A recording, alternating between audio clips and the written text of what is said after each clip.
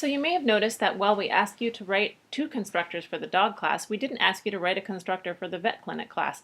And actually you haven't been writing a constructor for any of the classes that you have been creating before we started talking about dogs and students and multiple files. So what's that all about?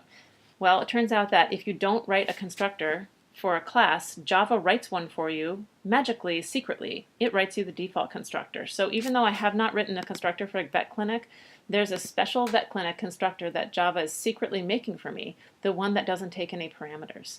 So that means that I can do the following thing. Let me make a method, public void run tests. Doesn't take any parameters, and I'm just going to move all of my testing code in there. Whoa, weird, leaving main empty for the moment, for just a moment.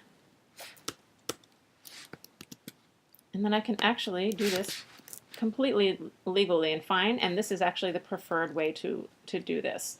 So I can make myself a new instance of VetClinic.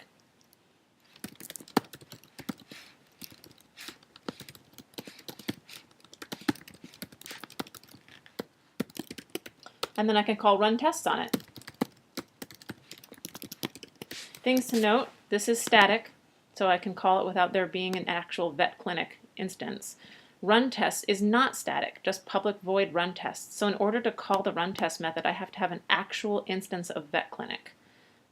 And I did it here on this line. Called it clinic, and then I called the tests on that instance. This should run as it did before. Let's just make sure that's the case. It does.